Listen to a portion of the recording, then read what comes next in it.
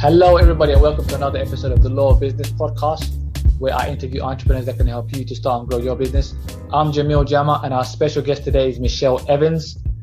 Michelle Evans walked away from her global marketing strategy role at Microsoft in 2012 after a successful 16-year corporate career spanning many industries. Now, Michelle helps coaches and experts go from simply surviving to predictably sold out using the automation power of marketing funnels. And for those of you who don't know what marketing funnels is, Michelle Evans is an expert at marketing funnels, so she's going to tell us everything about marketing funnels. So Michelle, first of all, Michelle, thank you so much for being here. How's it going? Thanks for having me, Jamil. It's great. Like we're talking on a Friday. It's great. Yeah, Friday. It's real early for you. 6 o'clock. Wow. In the morning. Yeah. It's 2 p.m. for me. So you're early bird. Yes. Well, when I'm talking to somebody halfway around the world, I have to be. Okay. So you're not one of those entrepreneurs that wake up at 4:30 every morning? No, I have 3 kids, so I need to sleep when I can. Okay. So when you're not working on your business, you basically spending time with your kids. Yeah, my kids, my husband, we have a lot of stuff going on, but and I know we'll get into it, but that's part of the reason why I love marketing funnels so much is because they really do automate a lot of stuff so that I don't have to be working 24/7 like I was early in my business. So, but before we get to before we start talking about marketing funnels, Michelle, could you tell us your story, please, your backstory from when you started until where you are right now, please? Yeah, absolutely. So I, way back a long time ago, I graduated from college with a degree in business, and I always had this desire to have my own business. But going through university and graduating from the business school, I just had it in my mind that you had to have a ton of money to start a business or access to a lot of money. And, I graduated with like a student. I might have had a few $100s to my name, but I certainly didn't have millions or access to that. And so in my mind, I had to go work and then, somehow figure out how I could start my own business. And so I always had this desire, but I decided to just focus on my marketing career and just get in there, get some experience. And then I figured eventually I'd figure it out. Well, fast forward 16 years and I'm at Microsoft doing this global marketing role. And I kept, for probably the last 3 years at Microsoft, I really, really was feeling the pull to go out on my own. But I kept getting, promotions and awards and bonuses, and it felt really risky to walk away from all that, especially at that time I had 2 kids. Right before I made the decision to leave, I had my third. And I was just like, oh my gosh, is this really the time? Like, we have house payment, we have, kids doing lots of activities, we have all sorts of stuff that I need to be responsible for. But I had my son in June, and in July, I found out I won this huge award. And so I went in on my maternity leave and I got this award, and then I was talking with my manager, and my manager said, Michelle, you've done great work. You've been a high potential here. But I have to tell you, since you're out on maternity leave, which isn't viewed that positively by some managers, I wouldn't say Microsoft, it's Microsoft's position, but this manager did not view it well. He said, I'm not going to support you being a high potential or getting awards in the next year. And I just stood there and I was like, oh my gosh. Like, if I was a cartoon character, I would have had steam coming out of my ears. And I was furious that he would feel like it was okay to penalize me for having a baby. And no, that's not right. It's the first time I've heard of something like this, though. It happens all the time. But a lot of people don't talk about it. But I have to be honest, like, I just sat there and I was just getting madder and madder. And then in my drive home, I was like, you know what? this is my choice. This is like my decision point, right? This is when I get to choose, am I going to let him determine what my worth is? Because by taking me out of the high potential program and all that stuff, it had huge implications for my career there. Like, not just monetarily, but, different opportunities, all sorts of stuff. And I was like, or is it really time for me to just follow this pull that I've been feeling to go out on my own? And I went home that night and I opened my business. That same night. I was so very, very impressive. So you did not procrastinate at all? No, well, I mean, I had spent, 3 years procrastinating. Was you procrastinating or were you thinking about it? Yeah, here's what you didn't make the decision there, did you? You made the decision that night, or did you make the decision a few years before that? I think that, well, I had made a lot of excuses for the previous 3 years. So I thought I had to have the perfect business name. I had to have a lot of money for a perfect website. I had to have the perfect offer, but it was this catch-22 because I didn't have any clients, right? So I was trying to think my way into the perfect business. And so I could come up with 8,001 excuses as to why I shouldn't do it. But that night I was like, forget it. I'm going to figure this out. Like, I can figure this out. I went home and I opened my business, and I spent, that was in August. I didn't leave until January of 2012. I spent the next few months just networking, and figuring out what people wanted to hire me for. And I built my business around that. Wow, that's awesome. Congratulations for that, Michelle. So what we learned from that is money likes speed. Yeah. Yeah, for sure. Because when I left, so I made that decision in early August of 2011, and I left my job January 13th of 2012, and I stepped into enough business to completely replace my income plus some. And you did that by networking, right? You got people to help you. Yep. I didn't create a website until after I left my job.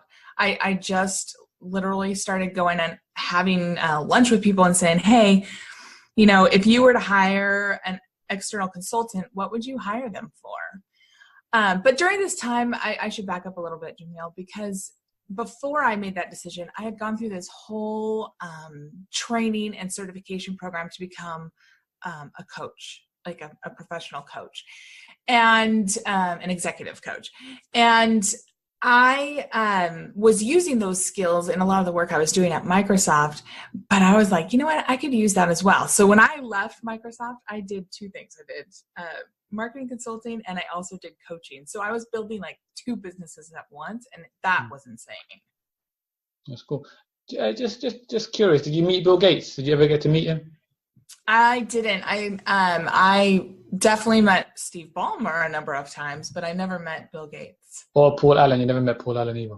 No. Because they're based in Seattle, isn't it? They're based in Seattle. They are. They had really stepped away from the day-to-day business by the time I got to a high enough level where I would interact with them. Okay. Is it true that Bill Gates competes with all the coders there, and he beats them all? I don't know if that's still true. Back in the day when he was first starting it up, for sure. But by the time, so I didn't start there until in the 2000s. By that time, he had really stepped away. He was really more focused on leadership stuff and on trends and that kind of thing. Okay. But forget Bill Gates. This is about you, isn't it, Michelle? No, that's fine. Okay, but you used to work for Microsoft, so I just thought I'd ask if you met him or knew him. But so Michelle, after you left your job at Microsoft, you got some coaching, and you networked, and you started your own business. Is this when you started marketing funnels? No. So I tried to sort of muscle my way into my business and really build it based on networking, on blogging, on guest blogging, on that kind of stuff, on just getting out there. But what I found over time is that without a marketing funnel, I could go and do all that external stuff. Like I was speaking, I would go on podcasts, I would do guest blogs, I would, go to networking events, all sorts of stuff. But then it was all up to me to do the follow-up. Like I would have to do phone calls or emails or whatever. And after a while, it can get really overwhelming to just be inundated by things. So for You example, get burnt out. You get burnt out, isn't it? yeah. So for example, one event that I went to where I was a speaker on the main stage, and then I had a booth in their trade show area. Like I came home from that event with over 600 business cards. Wow. And to sit down and call 600 people, which I did, and every single one, it's like, hi, Jamil, how are you? What are you looking for in marketing your business? Like you're just starting over from square one. And it was really hard and overwhelming. And I quickly just felt the pressure of having to be on the phone all the time. And that's not why I wanted to do my business. I wanted to work with people who wanted to partner up and really make something great for their business. And so I put my first marketing funnel in place that I just started funneling all this traffic to, and it was unbelievable. I'd been in this mastermind, which if people don't know that, it's where you join and sometimes you pay and sometimes you don't. I happened to join a really spendy one. It was $30,000 a year with somebody who ran it, who was a multi-seven-figure a year coach. And she hated marketing funnels. She thought they were ridiculous. She's like, you just get on the phone and you just sell. But it didn't work for me. And so I was like, you know what? I can't listen to this advice. I have to really find something that's going to work for me and feel sustainable. And so when I put this first marketing funnel in place, I just rolled it out to all the people that I had met at all these events. In the period of 9 months of being in that mastermind, I had gone to over 50 events and I had added over 2,000 people to my database that I was having calls with, right? But none of them were saying yes because I was constantly starting over from square one and just like on the phone all day. And so I rolled out this marketing funnel. And I just rolled it out to those people that I had already been in touch with. And in the space of 3 weeks, I sold more than I had in the previous 9 months. Easily. Like people got on the phone and they were like, Michelle, this is exactly what I've been looking for my business. Let's talk about how this could work for me. And that's a really different place to build a business from, rather than trying to get on the phone and be like, I know what I'm doing. I can help you. It's a much more empowering place for both people because we can say, yes, this is what this person's looking for. And yes, I can help you. And so basically what I did is I just put together a little PDF that said like, this is how a marketing funnel can help you in your business. And then I had some examples from previous clients that I'd worked for before the mastermind when my coach had me stop marketing funnels. And so when people got on the phone, they already believed that I knew what I was talking about. They already believed that I could get them results. And so they were just like, okay, let's talk about how this could work in my business. Here's my goal. How would you approach this? And I can't even tell you, I mean, the calls that I was having with people was night and day. And so in 3 weeks, I was sold out with my one-on-one services. Where the previous 9 months, I had just been like calling and calling and calling and getting tons of no's. So talking about marketing funnels, Michelle, what are they? And are they? You you talked about that, isn't it? You talked about marketing funnels, what they are, and they're a game changer for your business, yeah. Yeah, we talked about they're a game changer for my business for sure. But I will say, Jamil, a lot of people really make marketing funnels a lot harder or sound a lot more complicated than they actually need to be. So at the bottom, like at the simplest form, a marketing funnel is a way for you to set the stage for the sales conversation you want to have. So, you warm up your audience, you invite them to come in to your business, with some sort of free opt-in, and then you offer them a clear path to working with you. And that's at the crux what a marketing funnel is. And when you use, things like social proof and examples and, setting the stage for what's possible with the kind of work that you do, it can really be powerful, but it doesn't have to be complicated. So Michelle, how does someone know which marketing funnel is good for them? Yeah, that's such a common question that I actually put together a free quiz on my website for it, because a lot of times people are like, okay, I understand sort of in theory why this could be good, but how does it work for me? That's the number one question I get. And the short answer is, I would say take that quiz, because I'll tell you which marketing funnel works for you. But the longer answer is, what is it that you're trying to do? Are you trying to get people to have a great sales call with you, to get on a webinar, to come to an event, to go to a sales page? Like, what is the thing that you're trying to accomplish with that? And then back up and figure out, what are the pains that people have that you can meet them at? And then what's the journey that you need to take them on to go from, here's the pain I have, to here's the offer that you have, and how that's going to help them solve that pain. Where can they find that? Where can people find that quiz? If you go to michellelevans.com/quiz, it'll just pop up and you can take the quiz. Definitely do that, Michelle. But okay, say somebody now has say you've helped somebody with a marketing funnel now. Yeah. How do they get traffic to it? Do they use Facebook ads? Because what I know about Facebook ads, what I've seen, the people who are experts, they have success with Facebook ads, but beginners, they say Facebook ads don't work. It's a scam. So how can someone use Facebook ads? What's working now on Facebook? Yeah. On Facebook ads?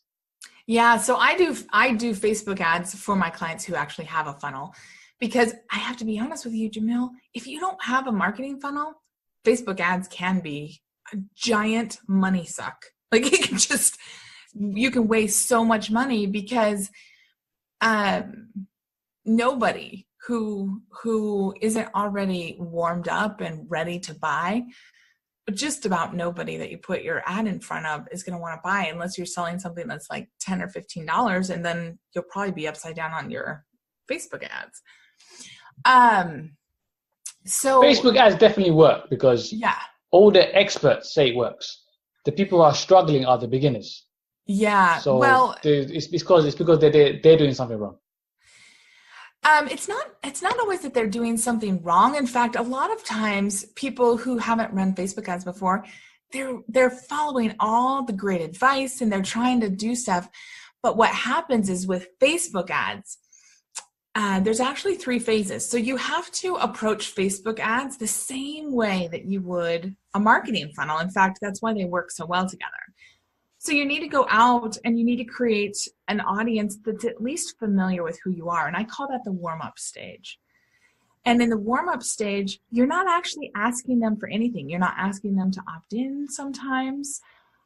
You're not asking them to buy anything. You're literally just giving them free content. And this is how I work with all of my clients who build a funnel.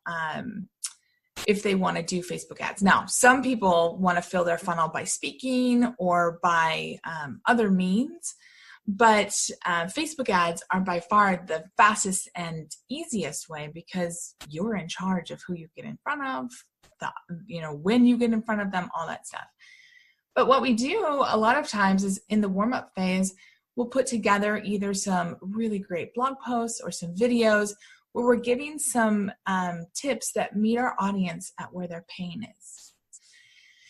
And if you do video, for example, you can make an audience of people who watch a certain percentage of your video. So if you say, okay, I want people to watch at least half my video, and then I want to go back and retarget them, which means, that if you watch 50% of my video, you get put in a bucket.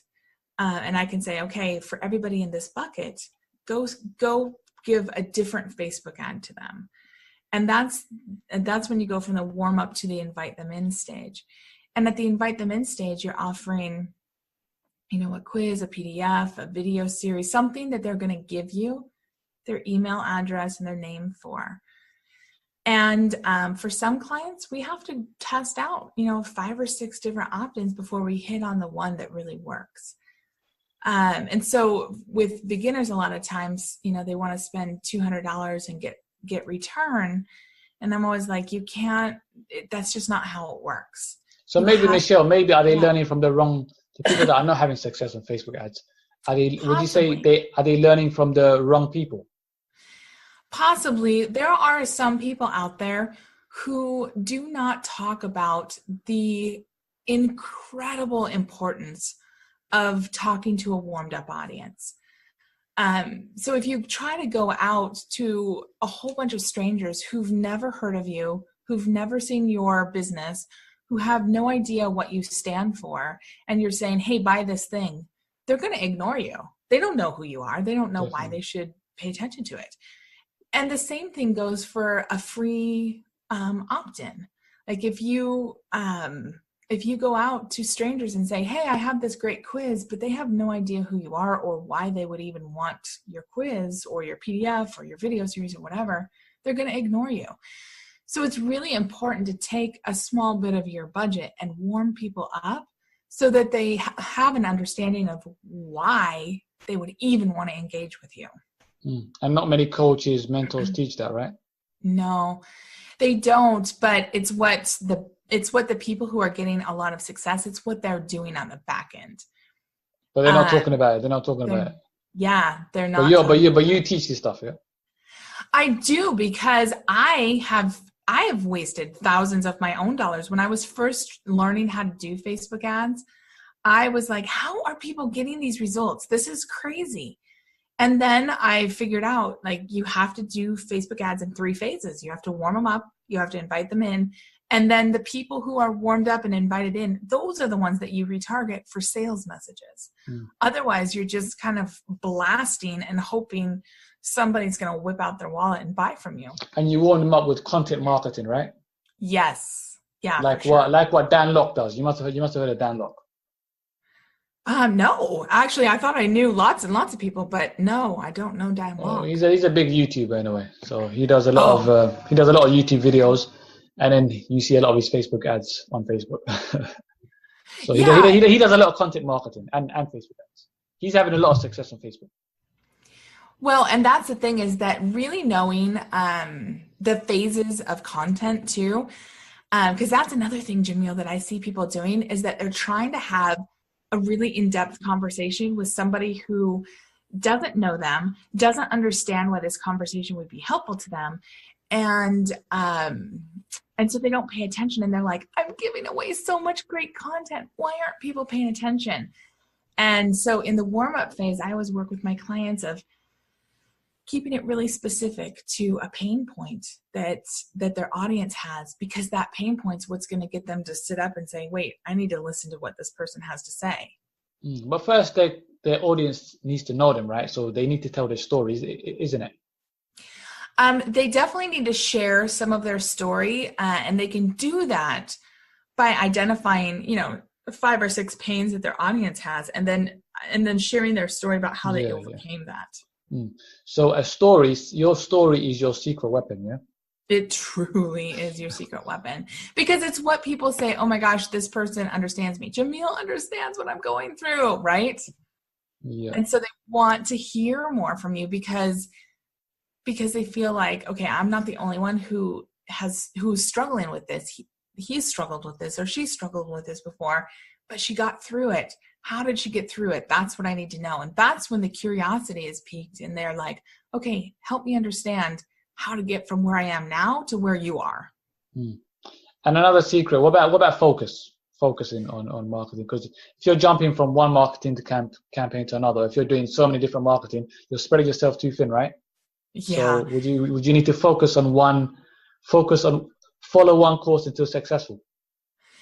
Yeah, that's another thing that I really see people doing, is that they, like, one day they're about one aspect of their business, and then a month later they're about something else in their business, and it's confusing to the audience.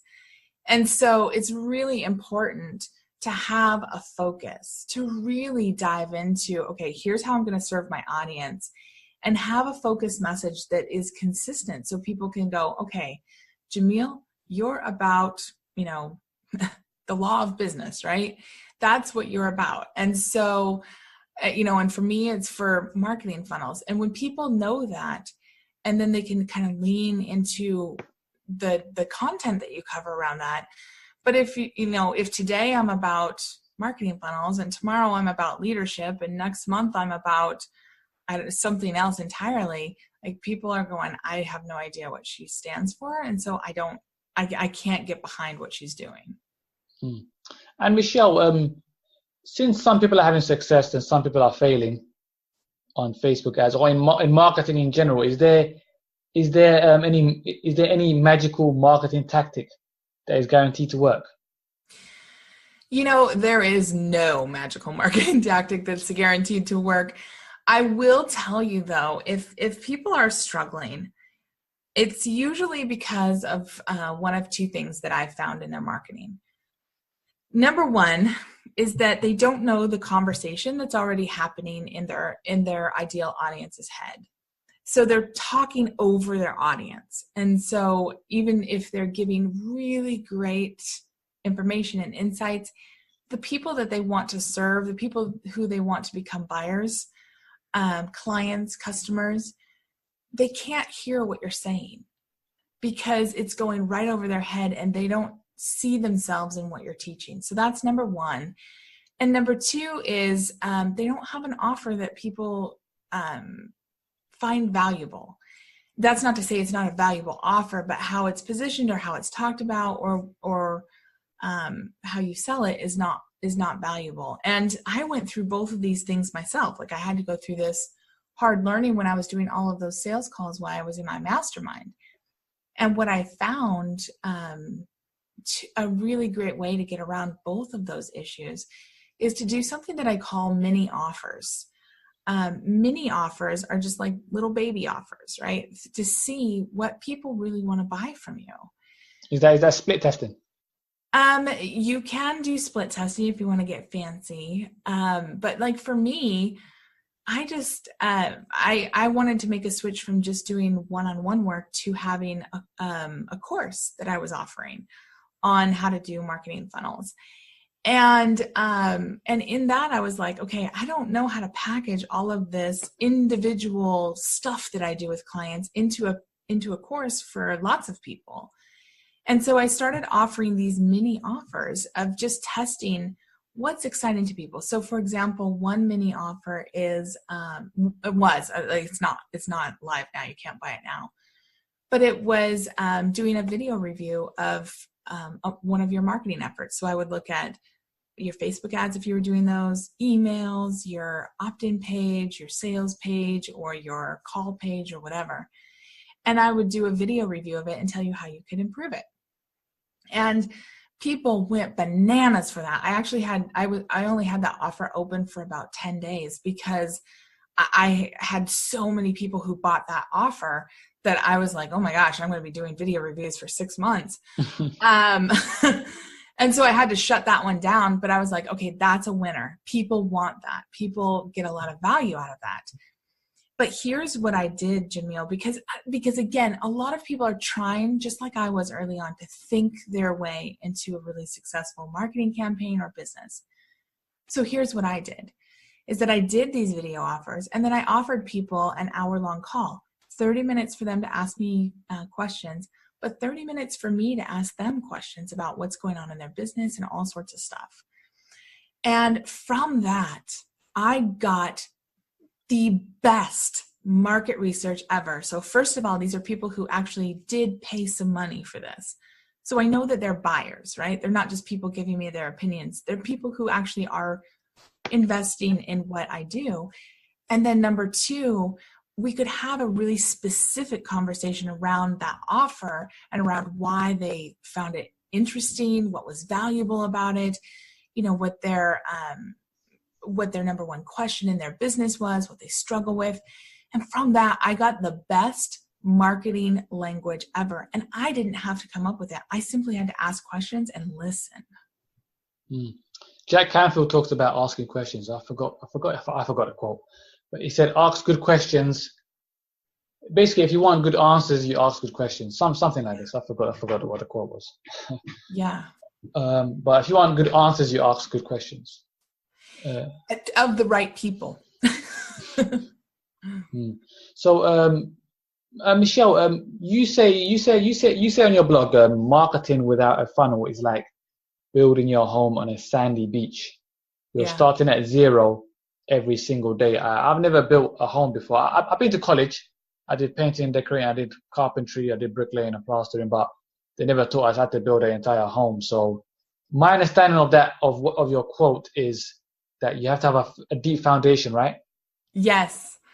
Yeah, I view marketing funnels really as the foundation of your business, because without it, you're out there, doing a lot of, getting to know people, networking or whatever, but it's not sustainable. Once you get to a certain point and you're working with clients, like, you can't be on the phone 9 hours a day making sales calls. You need a way to warm people up and to engage with them that feels really natural and that feels like you've put a lot of thought into it, because you have. But that doesn't require you to be working all the time and constantly following up with people. And so that's what I say is, like, if you are trying to run your business without a marketing funnel, it's like building a house on a sandy beach, because, every morning it just gets washed away and you have to start over with, making phone calls to people or emailing people. And that can get really overwhelming once you get past a certain point of contacts. So Michelle, thanks so much for the interview. So Michelle, before we end the interview, what are your future plans? Can you tell us your future plans? Yeah, well, so my future plans are really to just continue to help entrepreneurs, especially, understand how valuable a marketing funnel can be for their business and to demystify it. So really, I'm focused on helping as many entrepreneurs as possible figure out what the right marketing funnel is to grow their business, because I truly do believe it's the engine of growth. And so when you're out there, building things, you just send it to your marketing funnel and then sales come out of it. So that's 100% where my focus is for right now. Down the road, what about artificial intelligence? Because I heard that's taking over all the marketing jobs. What's your views on artificial intelligence? Yeah, that's interesting. AI definitely is coming down the road. I mean, I know, it's going into a lot of the algorithms of targeting and all that kind of stuff, but I don't know that it's ever going to 100% replace people in terms of connection and persuasion and that kind of stuff. But it's going to be like the cars. It's going to be like the cars, because cars they're built by machines, but you still need human beings to do the, put in the chairs and stuff. Yeah, the finishing. Yeah, it could be like that. Yeah. Yes. Could be like that, yeah. So Michelle, thanks so much. This was a real awesome interview. Thank you so much for this. Thank you for having me on, Jamil. And I would like to thank all the listeners for tuning in. If you know anybody that this interview will benefit, please share it with them. Please also let me know what you think in the comment section and subscribe. And I'm Jamil Jama. This is The Law of Business, and that was Michelle Evans' interview. Thank you all very much for listening.